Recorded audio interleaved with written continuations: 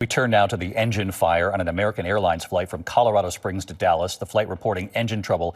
Just 30 minutes into the flight, the engine vibrating. Diverted to Denver, then the engine erupting in flames after landing. Passengers and crew forced to evacuate, some down slides and others you can see stranded on the wing of the plane. ABC's Mola Lenghi at the airport in Denver tonight.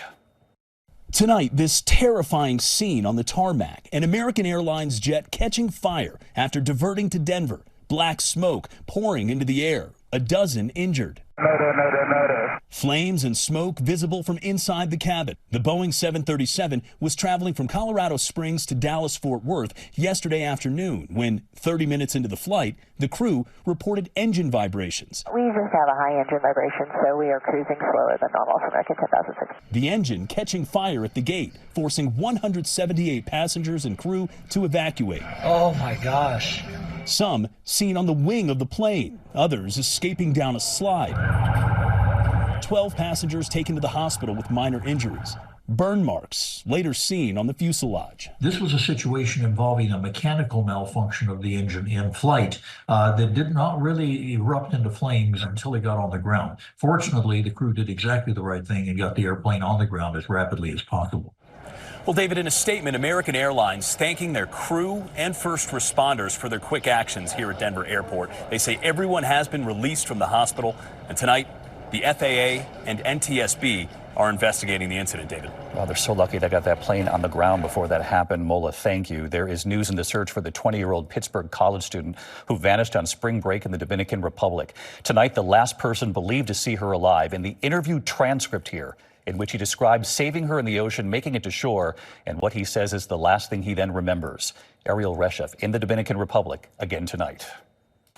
Tonight, more than a week after she vanished, new details in the case of missing 20-year-old college student Sadiksha Kananki from the last known person to see her.